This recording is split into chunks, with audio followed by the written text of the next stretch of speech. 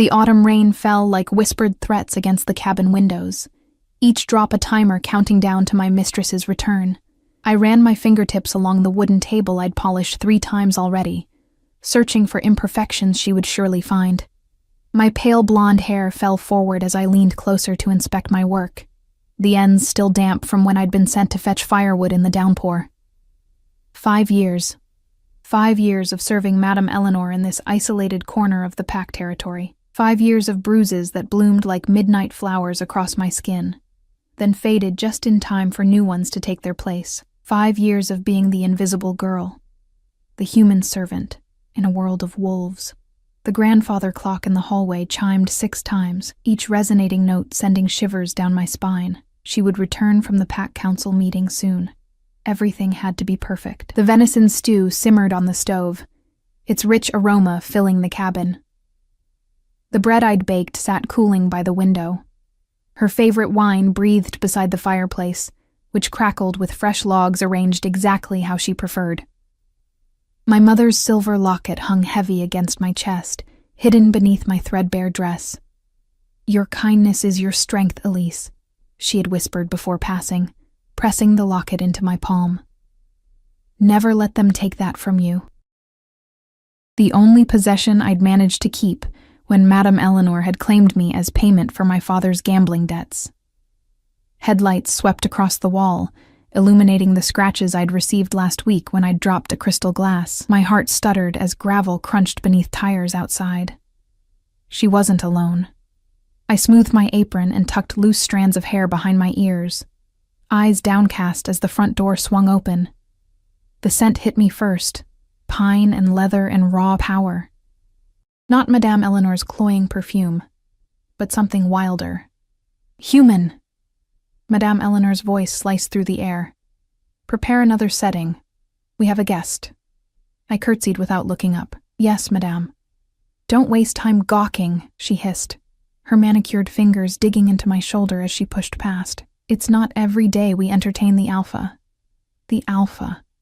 My fingers trembled as I reached for another porcelain plate. In 5 years, I'd never been in the presence of pack leader Dominic Gray. Few humans ever were. The Greys had ruled the northern territories for generations, maintaining an uneasy peace between the packs and the human settlements that existed on the fringes of their domain.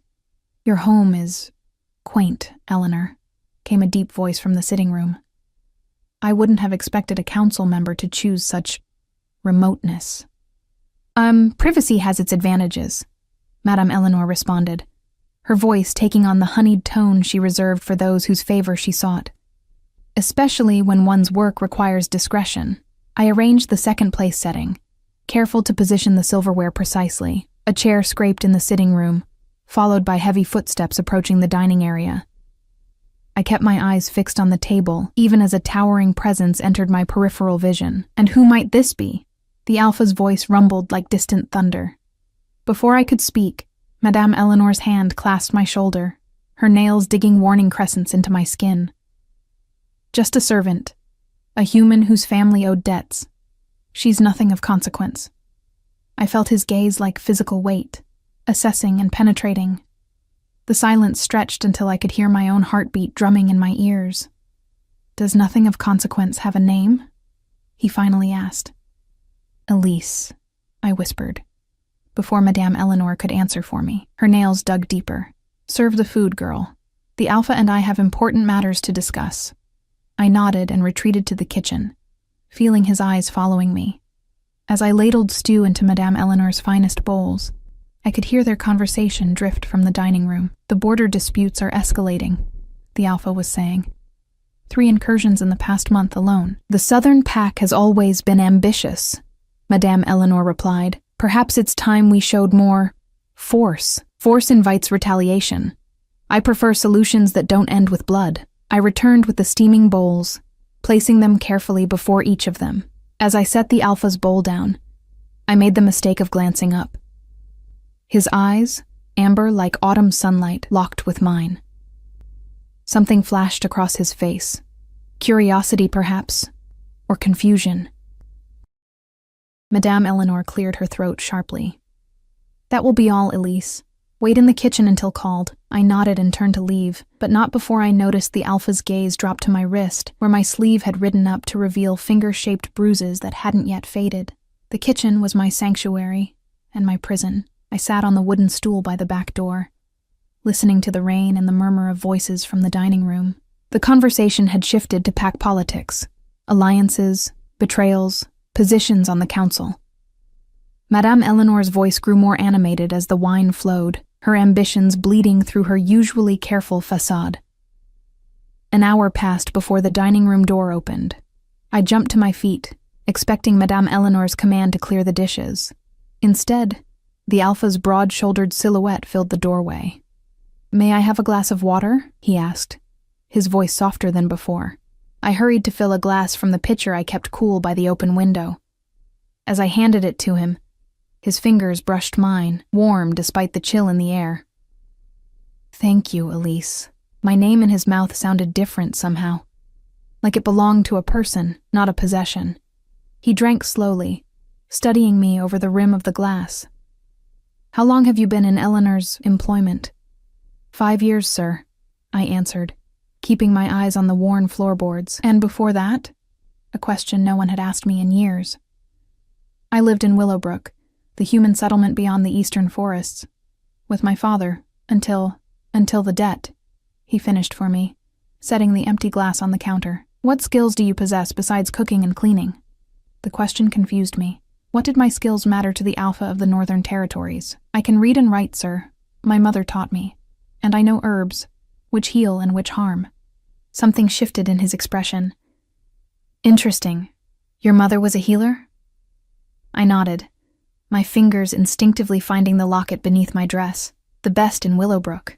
"Dominic?" Madame Eleanor's voice called from the dining room, sharp with impatience. "I thought we were discussing council appointments." The Alpha's mouth tightened almost imperceptibly. "Of course, Eleanor. I'm coming." He turned to leave, but paused at the doorway.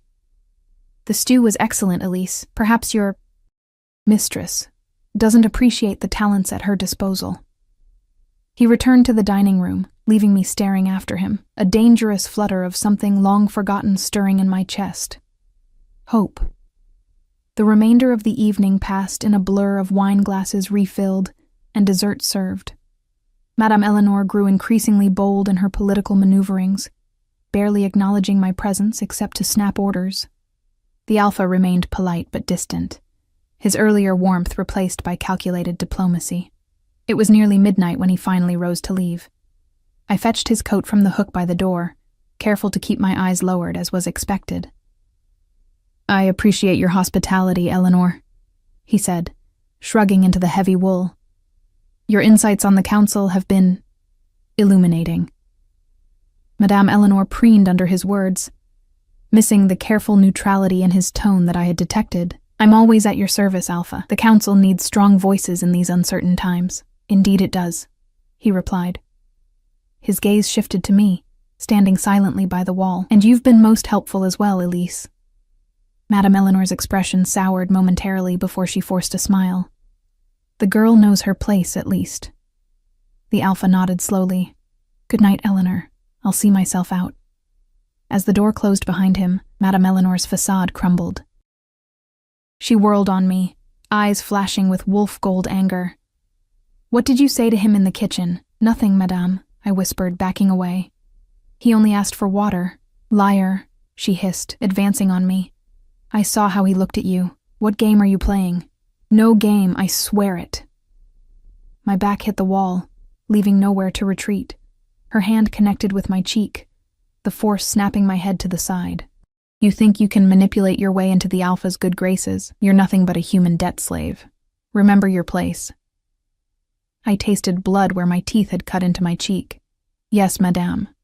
"Clean this mess then to your room. No breakfast for you tomorrow." She turned toward the stairs, then added over her shoulder, "And Elise? If the Alpha ever returns, you'll make yourself scarce. Understood?" I nodded, waiting until she disappeared upstairs before allowing myself to touch my stinging cheek. As I gathered the dinner plates, I noticed something on the table beside the Alpha's place setting. A small, folded piece of paper. My fingers hovered over it, hearing Madame Eleanor's warning echo in my mind, but curiosity, a dangerous luxury I rarely indulged, won out. I slipped the paper into my pocket before continuing my chores. Hours later, curled on my thin mattress in the attic room, I unfolded the note by moonlight streaming through the small window. The pack gathering. 3 days hence. Noon. The Great Hall. Your chains are not as unbreakable as she believes. I pressed the paper to my chest, feeling my mother's locket warm against my skin. For the first time in 5 years, I fell asleep not to nightmares of endless servitude, but to dreams of amber eyes and the possibility of freedom.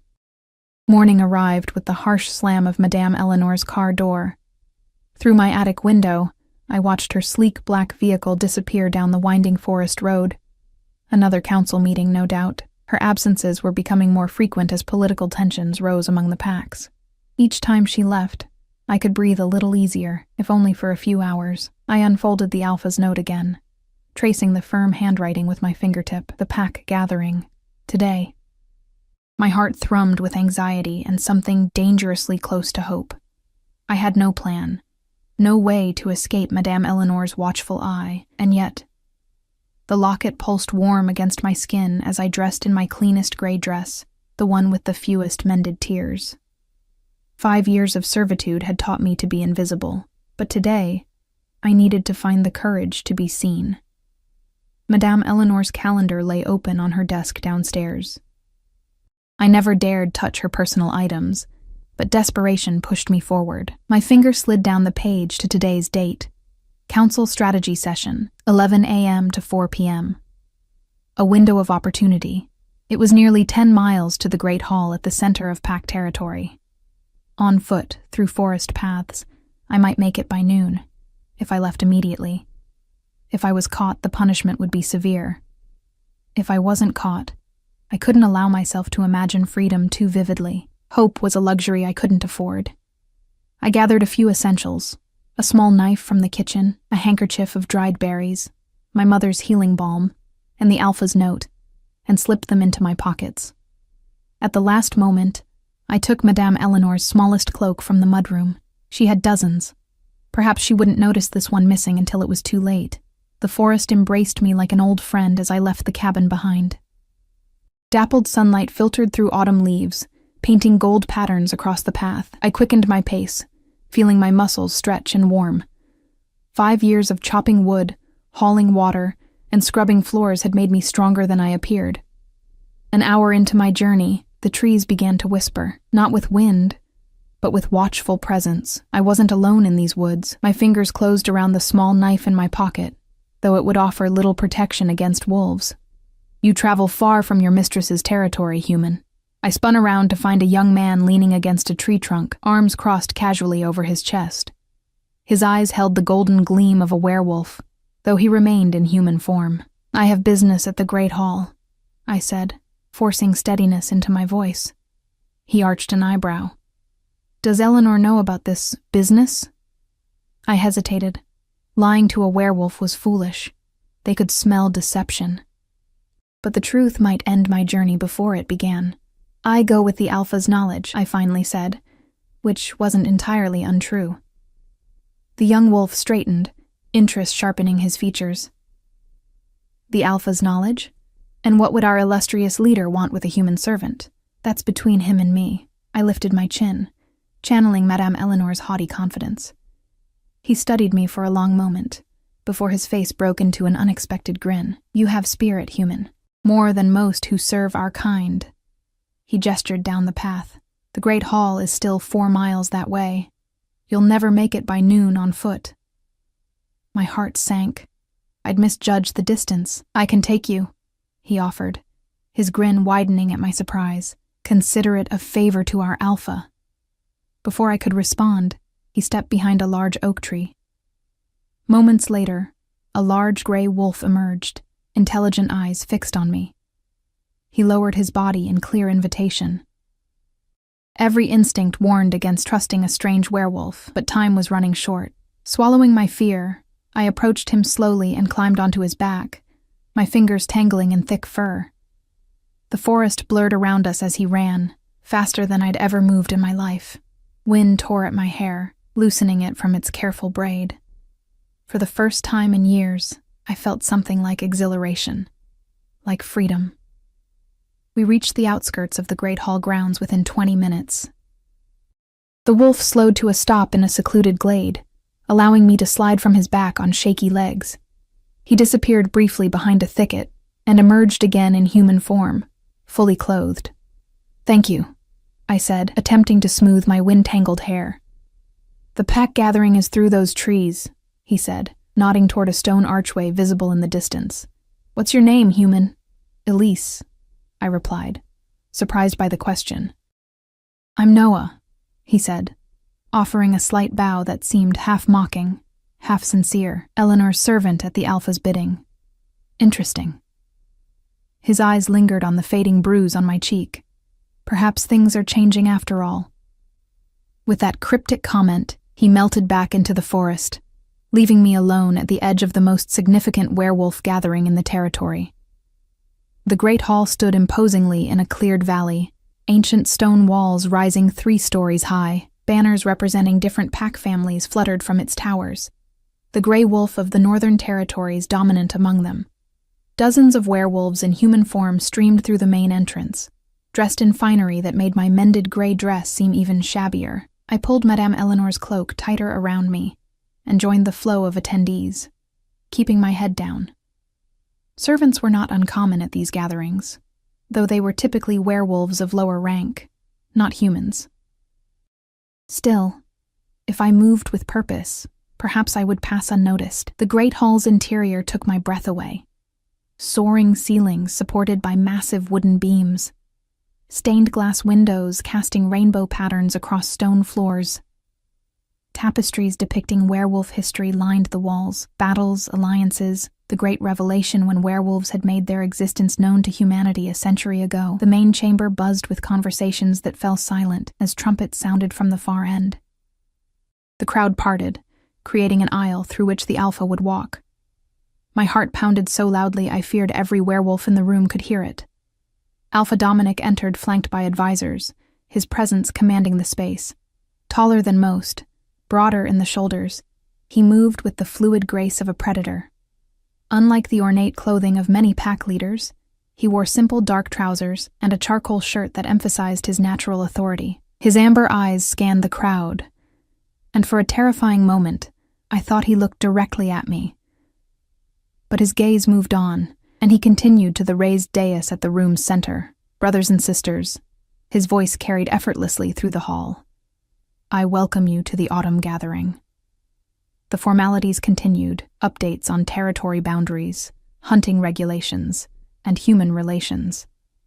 I remained pressed against a back wall, half hidden behind a column. Madame Eleanor was nowhere to be seen. Still at her council meeting, I hoped. "And now," the Alpha announced, his tone shifting subtly, "to the matter of justice." The crowd murmured as 2 guards led a woman to stand before the dais. With a jolt of recognition, I identified Council Member Victoria, one of Madame Eleanor's closest allies. "Council Member Victoria has been found guilty of corruption," the Alpha continued, "accepting bribes to influence territory decisions and misusing her authority over those under her protection." Victoria's face remained stone-like, though her eyes darted around the room as if seeking allies. As punishment, she is stripped of her council position and will serve the pack as a common member for 7 years. The Alpha's voice was firm but not cruel. Justice requires consequences, but also the chance for redemption. The crowd's reaction was mixed, some nodding approval, others whispering in discontent. I wondered if Madame Eleanor knew of her ally's downfall. As Victoria was led away, the Alpha raised his hand for silence. "There is another matter of justice that requires addressing." His eyes found mine unerringly across the crowded hall. "Elise of Willowbrook, please come forward." My legs turned to water. How had he seen me? The crowd parted again, faces turning curiously toward me. Flight was impossible. Dozens of werewolves blocked any path to the doors. With trembling legs, I forced myself to walk forward, feeling hundreds of eyes tracking my movement. Standing before the Alpha, I dropped into a deep curtsy, keeping my eyes lowered. "Rise, Elise," he said, his voice gentler than before. "Look at me." I raised my eyes to meet his, finding not the anger or dismissal I expected, but something more complex. Concern, perhaps, or determination. This human was claimed as payment for a debt.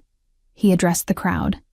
A practice that, while once common, has been restricted under our newer laws to prevent abuse. Whispers rippled through the gathering. "Elise," he said, turning back to me. "Show them your arms."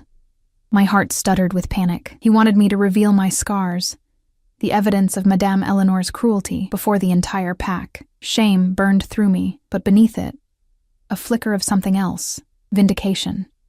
Slowly, I pushed back the sleeves of my dress, revealing forearms mottled with burn marks, fingertip bruises, and the thin white lines of healed cuts, some fresh, some years old. A map of suffering etched into my skin. Gasps echoed through the hall, followed by growls of displeasure.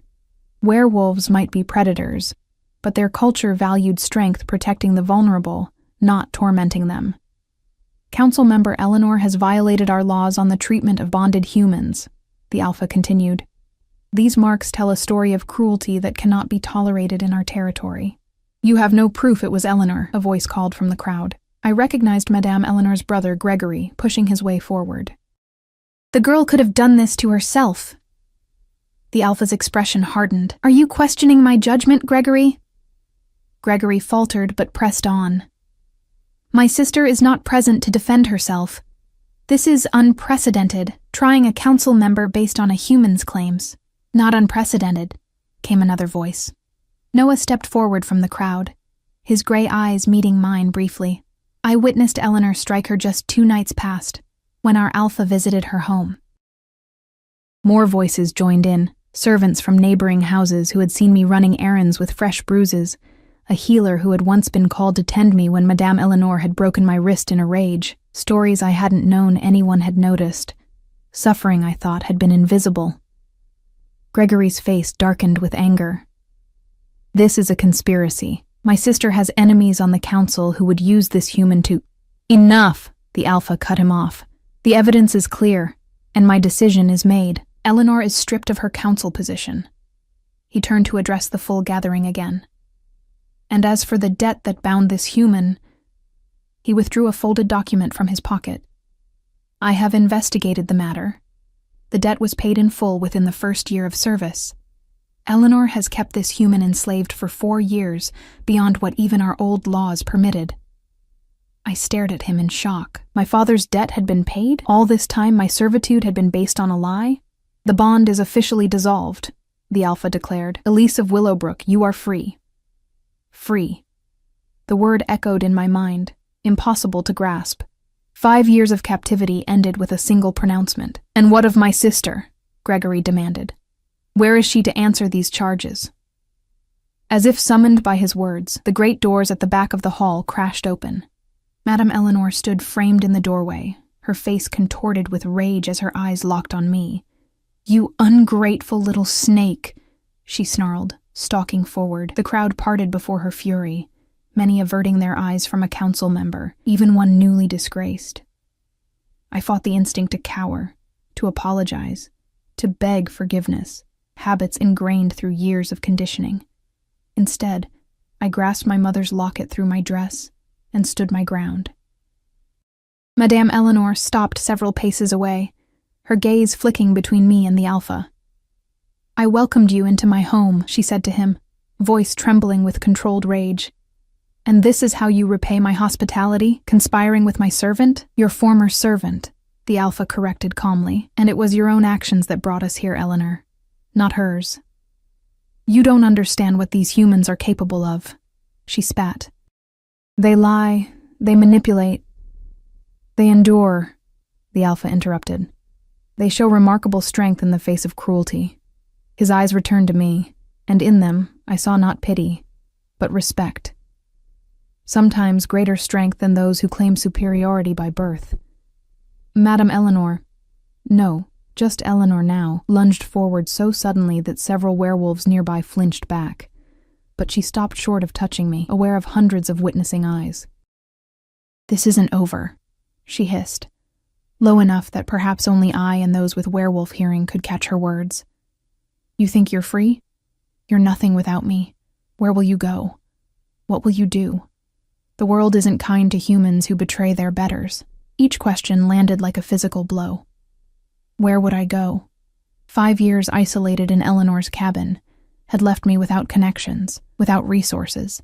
Freedom meant uncertainty as much as liberation. Before I could respond, a warm presence appeared at my side. Noah stood beside me, arms crossed and stance protective. I believe, the Alpha said, his voice carrying to the farthest corners of the hall. That's enough, Eleanor. Your behavior only confirms the justice of your sentence. He nodded to 2 guards who stepped forward. You will be escorted to your home, where you will remain until arrangements for your new position are finalized. Eleanor's face contorted with rage, but even in disgrace, she was too politically savvy to defy the Alpha openly. With a final venomous glare at me, she allowed herself to be led away, her brother hurrying after her with one backward glance of pure hatred. The tension in the hall broke like a fever. Conversations erupted around us as the Alpha raised his hand once more. Let this serve as a reminder to all, he said. Our strength gives us responsibility, not entitlement. Our laws exist to maintain balance and justice. No one, not even a council member, stands above them. He turned to me. Elise, please join me in my chambers. We have matters to discuss. Noah gave me an encouraging nod as I followed the Alpha through a side door and into a corridor lined with portraits of previous pack leaders. We entered a comfortable study with large windows overlooking the forest. Books lined the walls, and a fire crackled in a stone hearth. Please, sit, the Alpha gestured to a chair across from his desk. I perched on the edge of the seat, still struggling to process everything that had happened. Freedom. The word felt foreign, dangerous. First, the Alpha said, settling into his own chair, I owe you an apology. Of all the things I'd expected him to say, that wasn't one of them. Our laws regarding human debts were reformed 3 years ago, he continued, but clearly the implementation has been inadequate. Eleanor should never have been able to maintain her hold on you for so long. You didn't know, I said softly, surprising myself by speaking so directly to the most powerful werewolf in the territory. I should have known. His amber eyes held mine. It's my responsibility to ensure the laws are enforced. Eleanor's actions reflect a deeper problem in our society, one I intend to address. He leaned forward slightly, but right now, my concern is for your immediate future. Do you have family in Willowbrook you wish to return to? I shook my head. My mother died before Eleanor. My father disappeared after gambling away our home. There's nothing for me there anymore. Then what would you like to do now that you're free? The question disoriented me. What would I like? For 5 years, my desires had been irrelevant, dangerous even. I'd learned to suppress them so completely that I hardly recognized my own wants anymore. I don't know, I admitted, my fingers finding my mother's locket again. I haven't had choices in a long time. Something like understanding softened his expression. Then perhaps I can offer you a transitional solution. The Pack's healing house always needs skilled hands.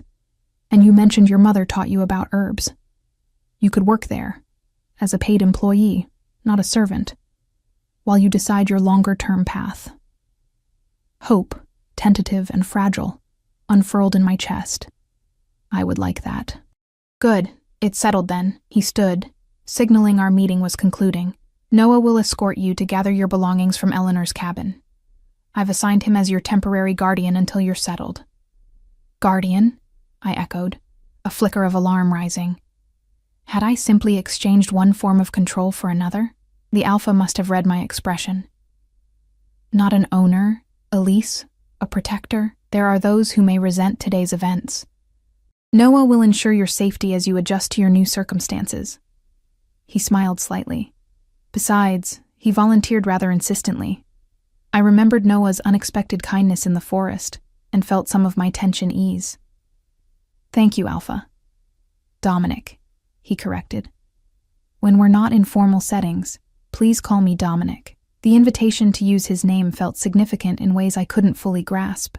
I nodded, unable to form words around the lump of emotion in my throat. As we reached the door, he spoke again. Elise, one more thing. I turned back to find his expression grave. What Eleanor did to you was wrong. Not just legally wrong, but morally wrong. I want you to know that. 5 simple words. I want you to know, somehow more powerful than the public declaration of my freedom. Acknowledgement of suffering often withheld from those deemed lesser. My eyes burned with unshed tears as I nodded and slipped out the door. Noah was waiting in the corridor, his usual cocky grin replaced by quiet concern. All right? I think so, I replied, the answer surprising me with its honesty. We walked in companionable silence through side passages until we emerged into the autumn sunshine. The gathering continued inside, but out here, the grounds were peaceful. So, Noah said as we followed a path toward the forest. The healing house. Good choice. The head healer, Miriam, is strict but fair. And she doesn't care if you're human or werewolf as long as you know your herbs. You know her? He chuckled. She patched me up more times than I can count. I have a talent for finding trouble. Why did you help me? I asked suddenly. In the forest. And then again inside. You don't know me. Noah's expression grew serious. My mother was human. She died when I was young, but I remember how some werewolves treated her. Like she was less than them, despite her being mated to my father. When I saw you in the forest, he shrugged. Let's just say I recognize courage when I see it.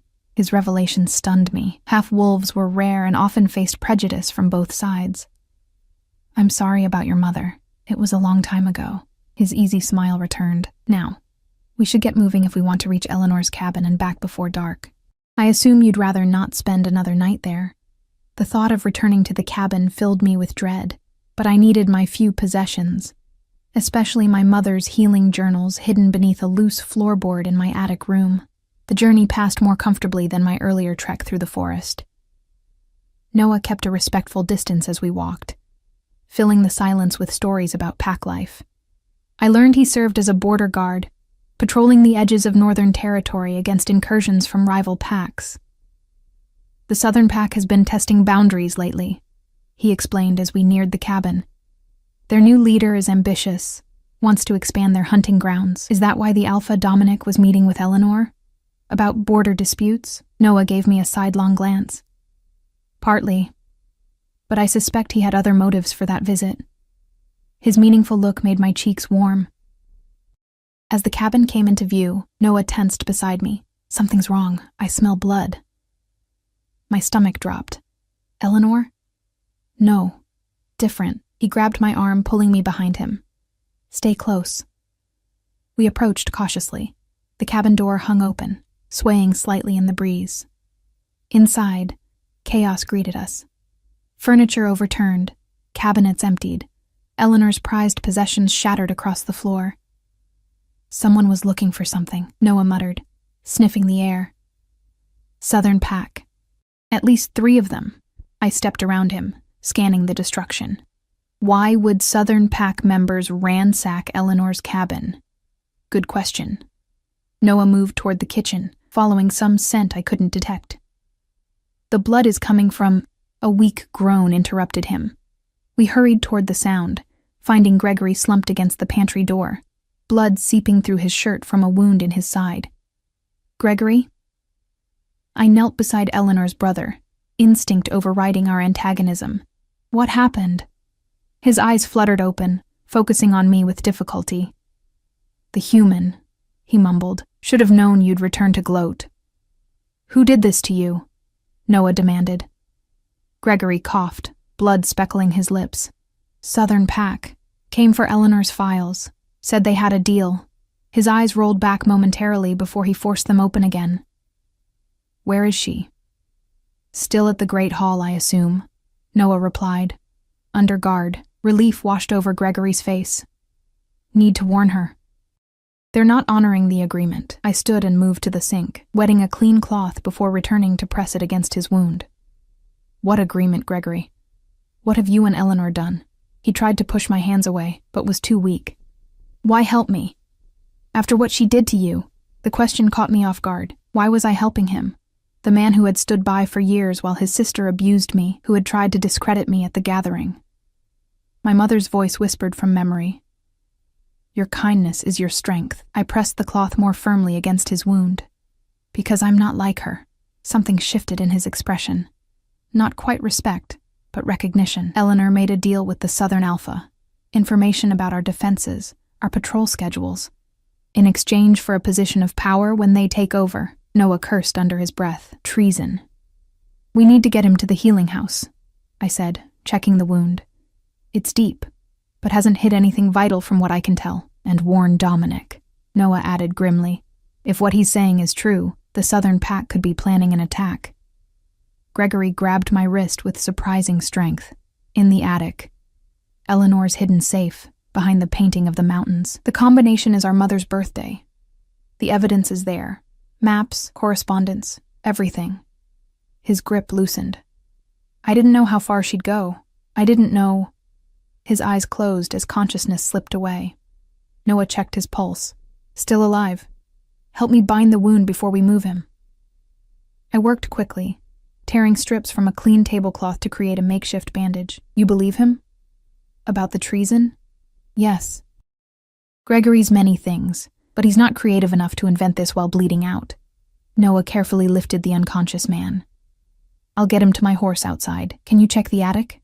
The stairs to my former prison creaked under my feet as I climbed them for what I hoped would be the last time. My attic room looked untouched. The intruders apparently hadn't bothered with the servants' quarters. I pried up the loose floorboard, retrieving my mother's journals and the few keepsakes I'd managed to hide over the years. The door to Eleanor's private study across the hall stood ajar, the room beyond in disarray. I located the painting Gregory had mentioned, a stark mountain landscape that had always seemed out of place among Eleanor's more ornate tastes. Behind it, as promised, was a small wall safe. My fingers trembled as I entered the combination. 7249, Eleanor's mother's birthday that she'd once mentioned during a rare nostalgic moment. The safe clicked open, revealing a stack of documents. I didn't have time to examine them thoroughly, but the top sheet caught my attention. A map of the Northern Territory with patrol routes clearly marked, red X's indicating vulnerable points along the border.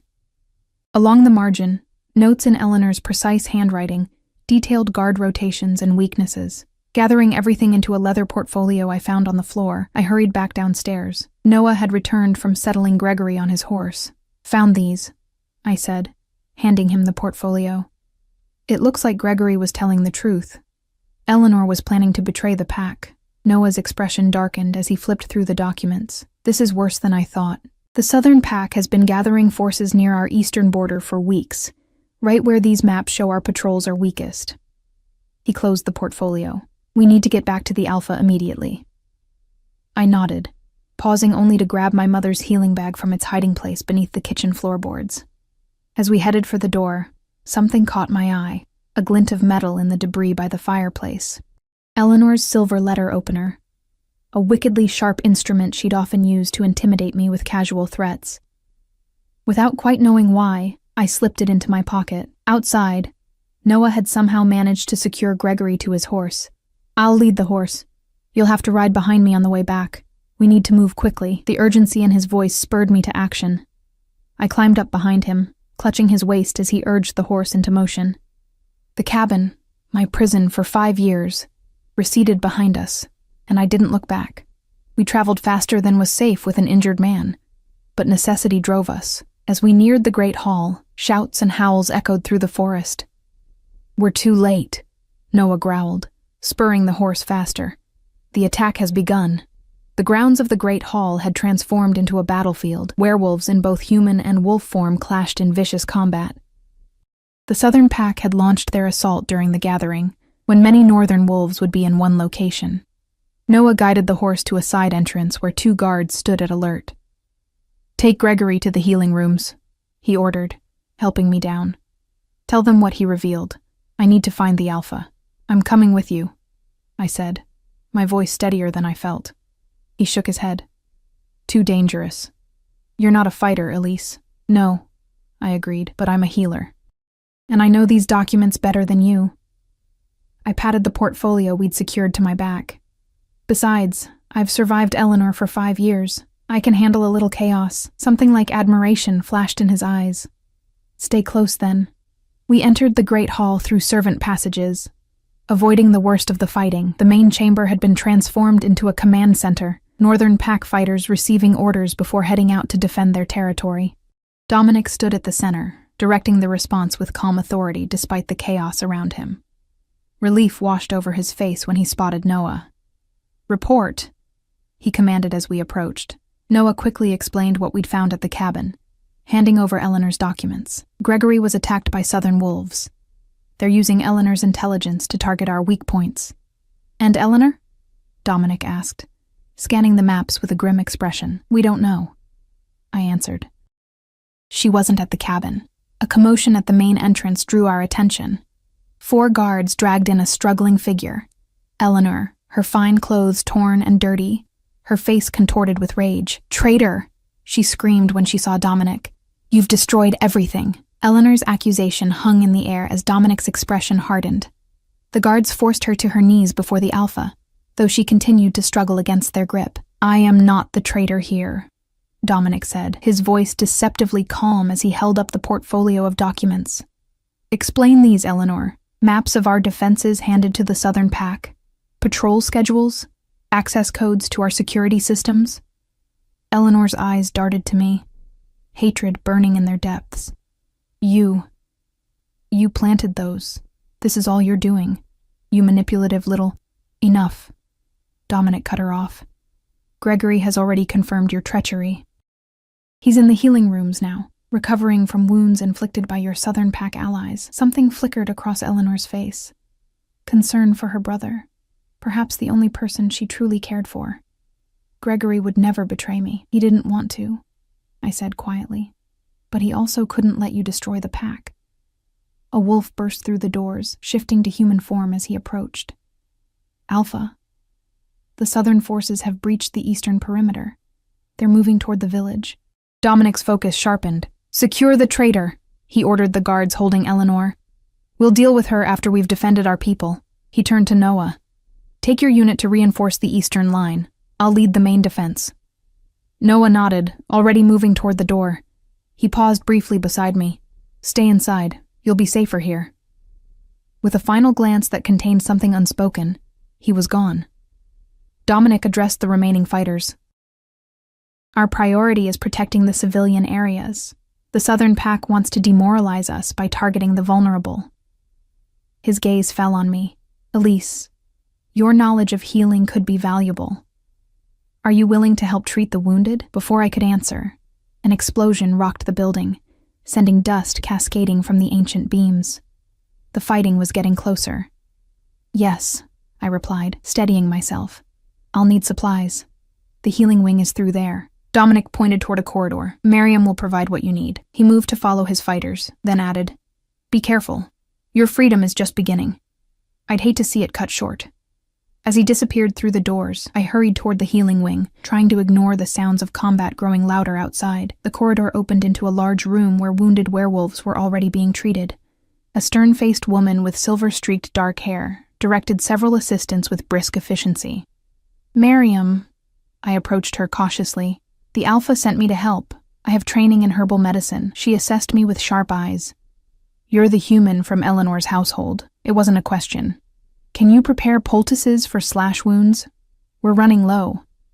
I nodded, relieved to have a concrete task. My mother was a healer. I know which herbs promote rapid healing for werewolves. "Good. Supplies are there." She pointed to a well-stocked shelf. "Work quickly. We're about to have many more patients." I fell into the familiar rhythm of grinding herbs, mixing tinctures, and preparing bandages. For the next hour, wounded fighters streamed in steadily, some with minor injuries that their werewolf healing would mend quickly, others with more serious wounds that required immediate attention. I was applying a poultice to a young female wolf's shoulder when Gregory was brought in on a stretcher. His condition worse than when we'd left him. The bandages I'd applied were soaked through with fresh blood. "His wound reopened during transport," explained one of the guards who'd carried him. I moved to his side immediately. "I need clean bandages and my mother's healing bag." Someone handed me the worn leather bag I'd retrieved from the cabin. Inside were specialized herbal mixtures my mother had prepared, rarer and more potent than the standard remedies. Gregory's eyes fluttered open as I cleaned his wound. The human, he murmured weakly. Still helping your enemies? You're not my enemy, I replied, applying a paste of yarrow and wolf's bane, a plant normally poisonous to werewolves but beneficial in tiny amounts to accelerate healing when properly prepared. You did the right thing, warning us about Eleanor's plan. His hand caught mine, surprising me with its gentleness. Too late. Should have stopped her sooner. His eyes drifted closed again. My sister wasn't always cruel. Power changed her. Or perhaps it merely revealed what was already there. I secured a fresh bandage over his wound. Rest now. Your body needs to heal. Another explosion, closer this time, shook the building. Dust rained down from the ceiling as several helpers looked up in alarm. Continue your work, Miriam commanded. These walls have stood for centuries. They won't fall today. The doors burst open, and Noah staggered in, supporting a badly injured wolf. Blood matted Noah's hair, and a deep gash across his cheek still oozed, but he seemed focused only on his wounded comrade. Ambush, he gasped as healers took the injured wolf. They knew exactly where we'd be positioned. Our eyes met across the room. In 3 quick strides, I reached him, guiding him to an empty cot. Sit. Let me see that cut. He sank down, exhaustion evident in every line of his body. It's nothing. There are others worse off. It's deep enough to scar if not treated properly, I countered, already cleaning the wound. Even werewolves have their limits. He submitted to my ministrations with a tired smile. How are things here? Manageable so far. I applied a salve to his cheek. Gregory's condition is stabilized. There's been no word from the Alpha. Noah's expression darkened. The Southern Pack is better prepared than we anticipated. Eleanor's intelligence gave them too many advantages. A commotion near the entrance drew our attention. 2 guards dragged in a struggling prisoner, a Southern Pack wolf with a snarling face and defiant eyes. Found him trying to break into the secure archives, one guard explained to Miriam. The Alpha ordered all captured enemies brought here for containment until the fighting is over. The prisoner's gaze swept the room, pausing when it landed on Gregory's unconscious form. A smile of malicious satisfaction spread across his face. Secure him in the back room, Miriam ordered. Post a guard. As they led the prisoner away, an uneasy feeling settled in my stomach. Something about his expression when he saw Gregory. I should check on Eleanor, Noah said, rising from the cot. If her southern allies are targeting specific locations, she may have given them a way to free her. I'll come with you, I decided, packing up my healing supplies. When Noah started to object, I added, 2 sets of eyes are better than 1. The guards had taken Eleanor to a secure chamber beneath the Great Hall, an ancient holding cell with walls of stone and a heavy oak door. 2 northern wolves stood guard outside, acknowledging Noah with respectful nods. Any disturbances? He asked. None, answered the taller guard. She's been quiet. Too quiet, if you ask me. Noah frowned. Open it. I want to check on her. The guards unlocked the door, revealing a small room with a single bench. Eleanor sat with perfect posture, her expression unnervingly serene despite her disheveled appearance. Come to gloat, human? She asked, her gaze fixing on me with predatory focus. Enjoying your newfound position as the Alpha's pet? I refused to be baited. The Southern Pack prisoner seemed very interested in Gregory's condition. Why is that? Something flickered behind Eleanor's composed facade. Surprise, perhaps, or concern. What prisoner? One of your co-conspirators was captured trying to access the archives, Noah explained, studying her reaction. He seemed pleased to see Gregory wounded. Eleanor's mask slipped, revealing genuine alarm. Gregory wasn't supposed to be harmed. That was part of the agreement. She stood abruptly, prompting the guards to step forward. You need to move my brother. He's in danger. Noah scoffed. A convenient ploy to create chaos and escape. You fool, Eleanor hissed. The Southern Alpha never honors all his bargains. I negotiated protection for Gregory. But clearly that's been revoked. Her eyes met mine, desperation replacing hatred. Elise knows. She's seen what they're capable of. The memory of Gregory's blood on the cabin floor flashed through my mind. The intruders at your cabin, they weren't just looking for documents, were they? They were hunting Gregory. Eleanor nodded, her composure cracking further. The Southern Pack eliminates loose ends. Gregory knows too much about their plans. If they've infiltrated the Great Hall, a distant rumble of explosion punctuated her words. Noah's head snapped up. That came from within the building. My blood ran cold. The healing wing. We raced back through the corridors, Noah shifting to wolf form for greater speed while I struggled to keep pace behind him. The acrid smell of smoke grew stronger as we approached the healing wing. The scene that greeted us was chaos. A portion of the ceiling had collapsed, and fires had broken out in several places. Healers and able-bodied patients were evacuating the wounded, while others fought to contain the flames. The prisoner escaped in the confusion, Miriam reported, her face streaked with soot. He detonated some kind of device. Gregory, I gasped, scanning the room. Where is he? Miriam pointed to an overturned cot in the corner. He was there, but now, Noah growled, shifting back to human form. They've taken him, a hostage, or to silence him, I finished grimly. The building shook again as another explosion sounded from a different section. The Southern Pack's attack was clearly coordinated, targeting multiple points simultaneously. We need to find the Alpha, Noah said. If they're taking hostages, he needs to know. We made our way through smoke-filled corridors toward the main hall, helping evacuate wounded as we went. Outside, the sounds of fighting had intensified. The main hall was now a scene of frantic activity. Fighters reporting in while others carried out the wounded. Dominic stood at the center, issuing commands with calm authority despite the chaos.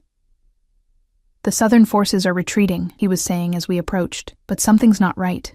This doesn't feel like a defeat, more like a strategic withdrawal, because it is, Noah interjected. Alpha, they've taken Gregory. We believe silencing him was one of their objectives all along. Dominic's expression darkened. And Eleanor? Still secured, but she warned us about Gregory being in danger. I stepped forward. I believe she was telling the truth about that, at least. Dominic considered this. The Southern Pack would want to eliminate anyone who could testify about their collaboration. With Gregory gone and Eleanor discredited, they can deny any agreement existed. I finished. Claim this was just a territorial dispute. A messenger burst into the hall. Alpha. Southern forces spotted moving east through the old mining tunnels. They have a prisoner with them. Gregory, Noah confirmed grimly. Dominic turned to his lead fighters. They're using the tunnels to escape with their hostage. We need to intercept them before they reach Southern territory. He began issuing rapid orders, organizing a pursuit force. I stepped forward, heart pounding. I want to come. Noah and Dominic both turned to me with identical expressions of concern. This isn't your fight, Elise, Dominic said gently. It became my fight when Eleanor made me serve her for 5 years, I replied, finding courage in my anger. And now that same woman is indirectly responsible for putting your entire pack in danger.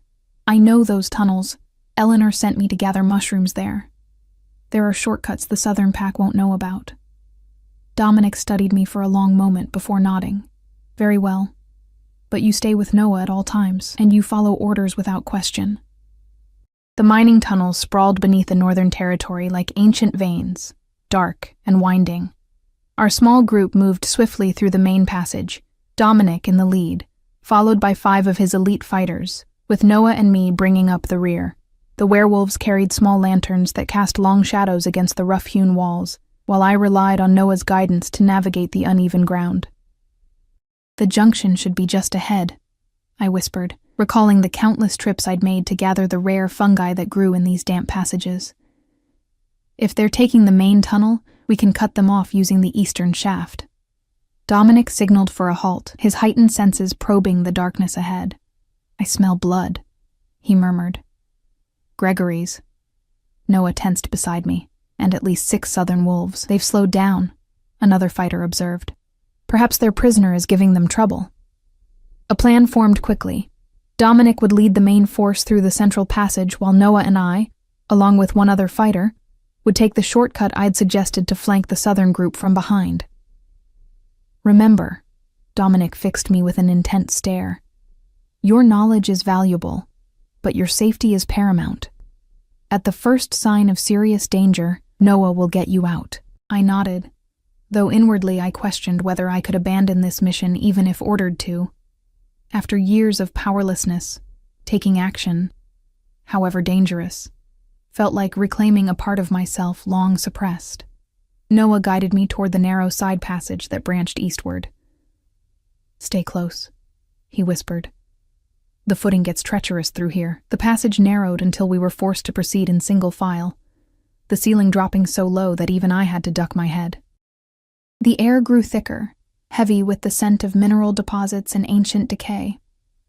"You never told me how you know these tunnels so well," Noah commented softly as we navigated a particularly tight section. "Eleanor discovered I had a talent for identifying medicinal fungi," I replied, keeping my voice equally low. "The rarest types grow only in these caves. She would send me down here alone for hours, sometimes days. I think she hoped I wouldn't return." Noah's expression darkened. "And yet you did."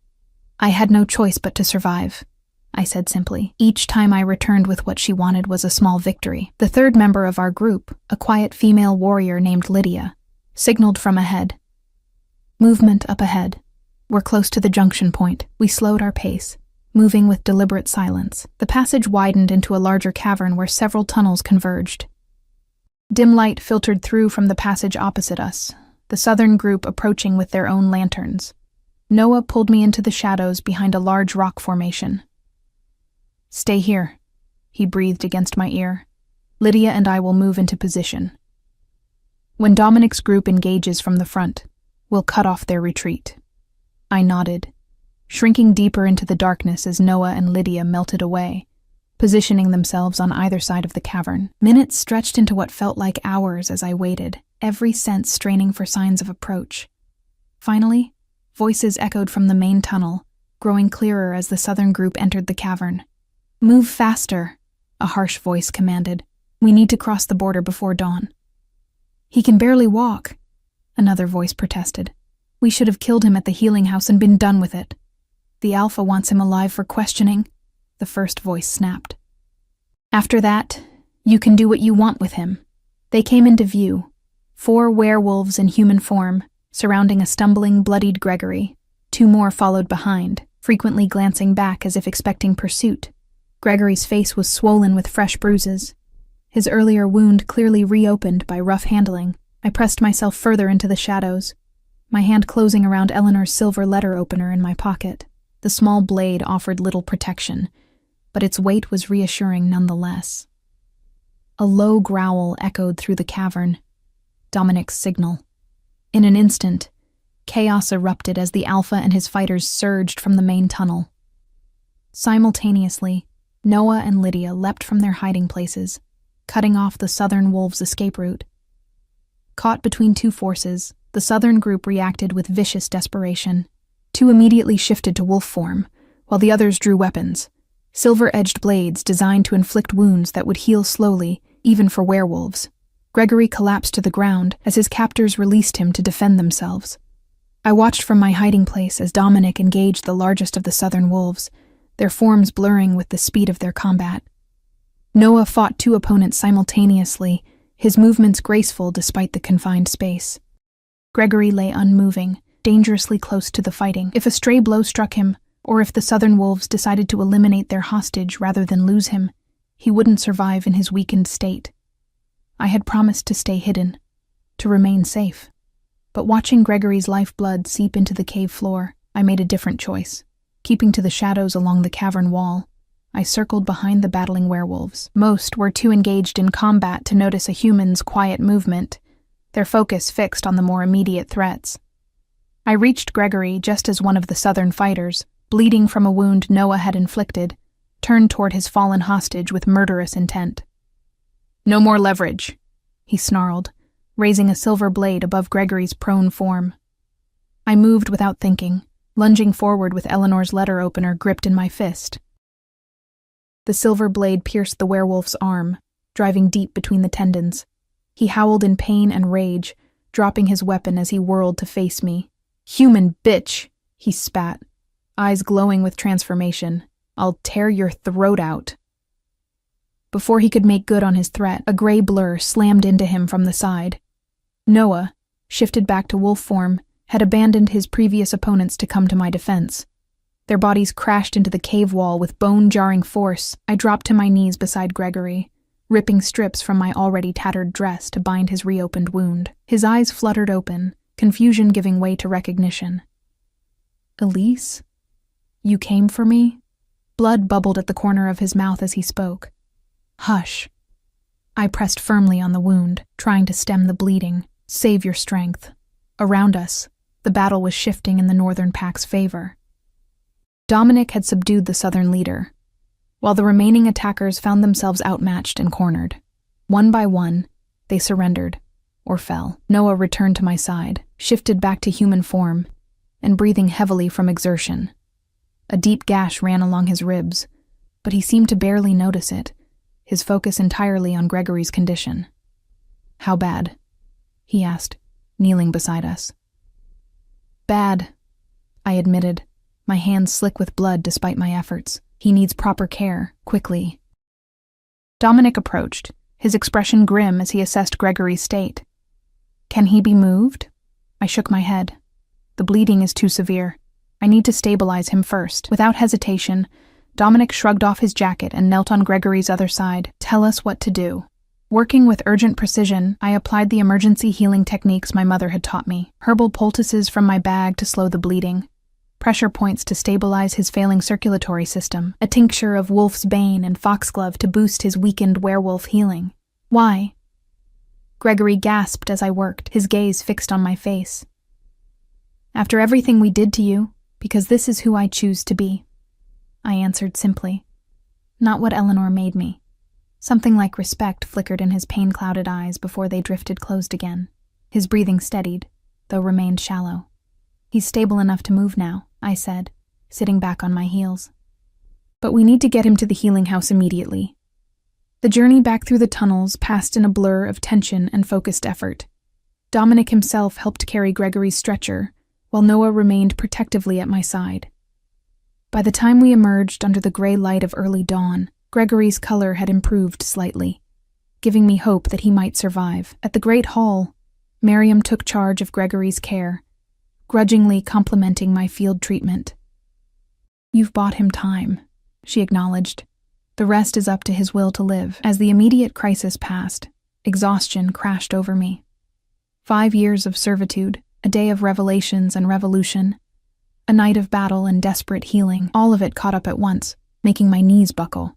Noah caught me before I could fall, guiding me to a chair. "Rest," he said gently. "You've done more than anyone could have expected." Dominic joined us, his expression thoughtful as he handed me a cup of hot tea. "Gregory's testimony, combined with Eleanor's documents, provides enough evidence to formally charge Eleanor with treason," he said. "The council will convene tomorrow to determine her punishment." "And Gregory?" I asked. "His fate is more complicated," Dominic admitted. "He was complicit in Eleanor's scheming, but he also tried to warn us, at great personal risk." He studied me for a moment. "Your intervention on his behalf will be considered during deliberations." "I didn't save him to influence his sentencing," I clarified. "I did it because it was right." Dominic's smile was tired but genuine. "And that, Elise, is why you continue to surprise us all." The next few days passed in a haze of recovery and rebuilding. The Southern Pack, having failed in their primary objective and lost several key fighters, retreated to their territory. Border patrols were doubled, using new routes and schedules to replace those compromised by Eleanor's betrayal. Gregory survived, though his recovery would be lengthy.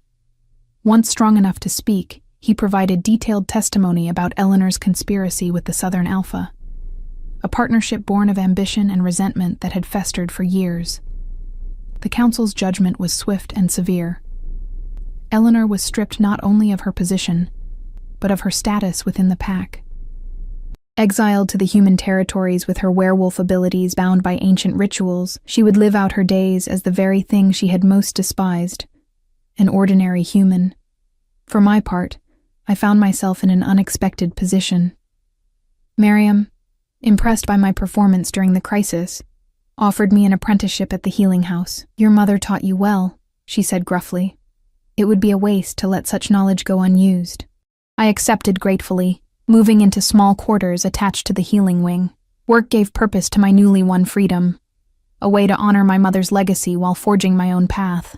Noah visited often, initially under the pretense of checking my adjustment to pack life, later with no pretense at all. His easy humor and steadfast support eased the lingering shadows of my years with Eleanor. Something tender and fragile grew between us, neither of us rushing to define it. One evening, a month after the battle in the tunnels, Dominic requested my presence in his study. I arrived to find him standing by the window, watching the sunset paint the forest in gold. "Gregory asked to see you," he said without preamble. "He's been transferred to house arrest at his family lodge.